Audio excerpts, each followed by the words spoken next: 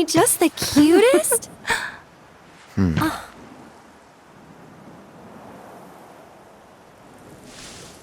You know, they are kind of similar. Totally. Hello and welcome to PlayStation Access. You're listening to Rosie and looking at Final Fantasy VII Rebirth. Though, to be honest, things are looking pretty rosy too. Shinra may be killing the damn planet, but I'm not sure this bit of the planet got the memo. Look at this place. Drink in those rolling plains, gawp at the crystal caves, take a good sniff of the wind-blown grass. Just don't do it downwind of a chocobo farm. These turkeys need to lay off the geisel greens. This is a seriously beautiful game, and one that leaves me a bit torn.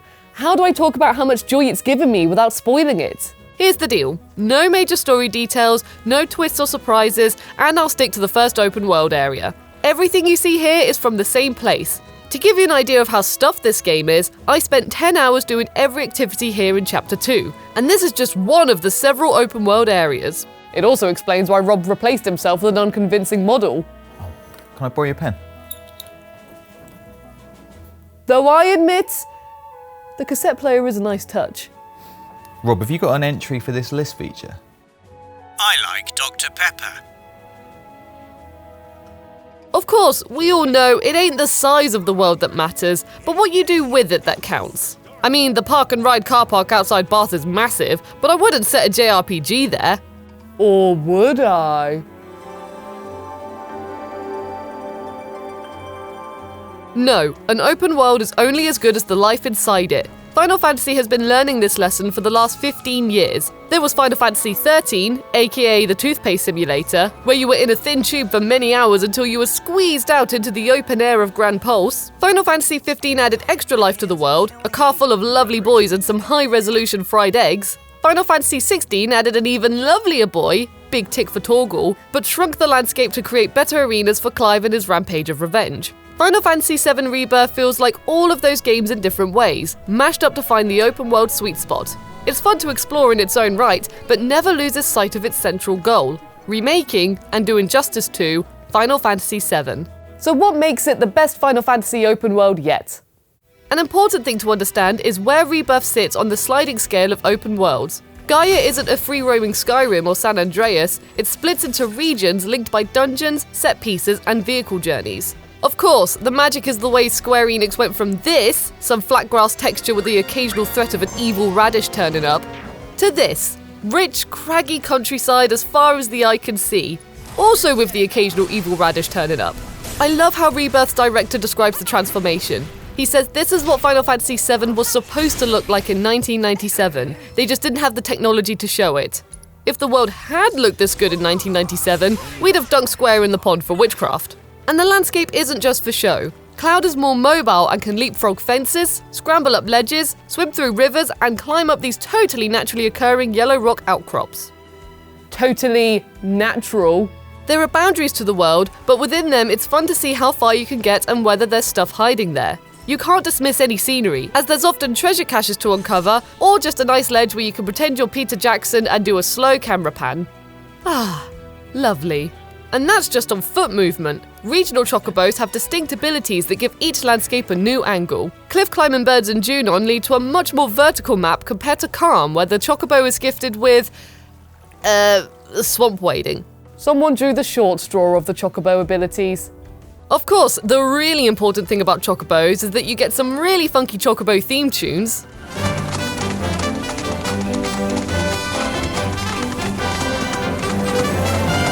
And watch little animations that only occur when you're riding one. Rebirth is an open-world game in 2024, which means it's the law that it has lots of map icons for you to tick off. Just look at them. You can find Moogle mushrooms, chocobo breeding grounds, lifestream crystals, and big tall towers that pace the map with all of the above. Someone at Shinra has clearly played a lot of Assassin's Creed and Horizon Forbidden West. Two things about this one. One, there's enough stuff to keep you busy, but not so much that it becomes a chore. Big thumbs up. And more importantly, everything you do rewards you with something meaningful. For starters, Chadley is back. You do remember me, don't you?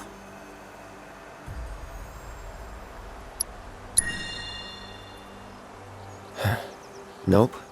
And completing open world tasks helps fund his creation of rare materia. The ability sphere is at the heart of Rebirth's customizable combat. But it's more than that. Activating Chocobo bus stops give you a fast travel point and a feather to buy new hats for your bird. Aren't you a little tall for a Shinra soldier? Or maybe you dig up transmuter chips, getting a ping of XP for effort as well as new recipes for your crafting device. Or you synchronize with sanctuaries to open up summons when you try to tame them in Chadley's VR system. It's quite a rare open world where there's a specific reason to do everything. Good news for us, terrible news for the evil radish. Enough.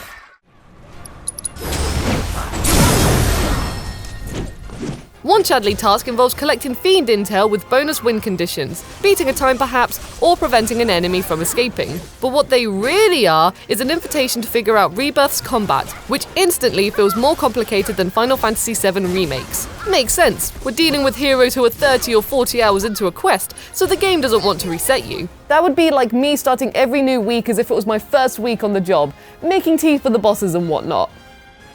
Please fetch me a Coke. I'll do it after the video.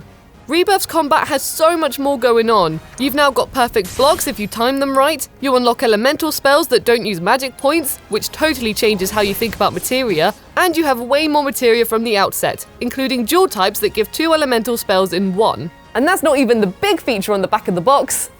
Synergy! Yep, these are performed in tandem with other party members. Synergy skills can be performed whenever. Things like Aerith pumping magic into Cloud's blade for a chonky swipe, or Tifa partnering up to slip and slide under attacks to deliver a counter. They look cool and hit hard, but they require tight timing to succeed. You also have synergy abilities, which are more like co-op limit breaks that you power up using abilities and spells. They grant huge benefits. They can lengthen a stagger bar or give you unlimited magic, but they require so many charges that they only tend to happen during bigger fights. Left alone, your companion's ATB bar rises slowly in Rebirth, so you need to take manual control if you ever want to see these flashy tag teams. And with all that to learn, the open world becomes a giant laboratory to experiment in. You can store up to 3 pre-made team trios and quick swap between them, letting you test out synergies or play with unusual new powers. All the returning heroes offer twists on their remake moves, from Cloud stitching together aerial combos from mid-air abilities to Aerith warping to sigil she's placed to unleash their magical potential. And as new party members join, there's always a well-timed open region to let them rip and start playing new favourites. Red 13 charges up a vengeance meter by guarding and then unleashes it in a flurry of claws that is really worth getting to grips with. In Remake, it often felt like you were learning on the job, mastering combat as and when the fixed story allowed it. Here, in Rebirth's timeless days, everything has room to breathe. Well, apart from all the monsters you kill. Not much breathing there. Of course, it's not all monster murdering. A lot is done to flesh out the communities you visit along the way. It's easier to invest in a world-destroying threat if your open world has believable people in it. One of the things that made Remake so good was seeing how citizens were affected by Avalanche's attacks or the destruction of Sector 7. Rebirth's world building has to cover towns, cities, and outcasts, all with histories and cultures of their own. You'll see more of the Shinra and Wutai conflict than you might expect, and you get to see how Shinra's reactors have ruined many more lives. It's all captured in little bursts of gossip or radio broadcasts. In the original game, there wasn't a clear sense that these places coexisted. The journey you took in Disc 1 moved between self-contained breadcrumbs. When you return to the opening city of Kalm in Rebirth, you'll hear news about your adventures elsewhere. It feels like a living continent. That even extends to Midgar, which in the original was out of sight and out of mind for a lot of the game. In Rebirth, a lot of people you met in Remake are venturing out into the world. You would too if someone dropped a metal pizza on top of your home. I love how Rebirth has both callbacks to the original as well as callbacks to the reboot of the original. It's kind of amazing how many seeds Square Enix planted back in 2020 that are only bearing fruit now. Okay, some of the fruit is a little weird. I'm looking at you, Kyrie. But some of the later cameos were really pleasant surprises. Now the important bit. Queen's Blood. You can always judge a fictional world by the quality of its fictional sports. If the downtime is good, you can trust that the exciting stuff is taken care of. And Queen's Blood is a winner. Kinda like The Witcher 3's Gwent in the way you place cards to outscore your opponent, but with a positional twist where you fight to control spaces on the board. Honestly, I kind of wanted this whole video to be just about Queen's Blood, but when I asked Rob, he said no. Hello, you've got me thinking about Metal Gear Solid. It's genius because there are so many ways to win. You can build decks designed to weaken rival cards, decks to speedily control the board, decks to try and win with one massively overscoring card, and the more you play, the richer the game becomes. Beating random players earns you unique cards, and there's a special puzzle version you'll discover later in the game. Honestly, Queen's Blood could be its standalone game, and it's only one of 100 weird surprises you'll come across in Rebirth. I wasn't expecting Rebirth to be this surprising. It's literally repeating things you saw 26 years ago, but events don't play out as you remember them, and some are surrounded by so many quirky additions they feel like an entirely new game. And at the heart of every change is the attempt to make the party matter. This isn't a group of people vanishing into Cloud's pocket when they aren't needed. Out in the world, everyone is always there, either in your central trio or watching from the sidelines. They even chip in if a battle goes horribly wrong. But it's more than that. Every new settlement lets you check in on the gang, where you desperately try to resist pressing the sarcastic response just to see what happens. Choosing poorly doesn't always end well, Cloud! You asshole! but playing the good friend can deepen bonds and impact some crucial scenes. But it's more than that too. Every side quest gives a different companion a moment in the spotlight. Red 13 using his powerful nose to play detective, or Aerith offering more flower picking advice. Sometimes Cloud steps aside completely, letting you see famous scenes from a different perspective, or taking on a stretch of dungeon without the Buster Sword for backup. It's the perfect style of party for an open world Final Fantasy. Rebirth's open world is all about potential. What's around that corner, in that cave, under, whatever this big pipe is? And the party is all about untapped potential. Getting to know one of the most beloved RPG parties of all time, but a group that didn't always get its moment in the spotlight. And that's why Final Fantasy VII Rebirth is the best open world Final Fantasy so far. It's the perfect playpen for adventuring and combat, but also getting to know friends and strangers along the way. It's an incredibly special game. Don't you agree, Rob? Yes, I love it.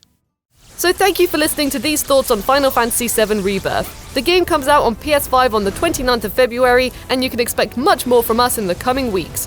The real Rob is cooking up something as we speak. If you have any questions about the final game, pop them in the comments and we'll do our best to answer them. And please give this video a like if you enjoyed it, subscribe for more Final Fantasy VII Rebirth fun, and we'll see you again soon. Thank you all so much for watching.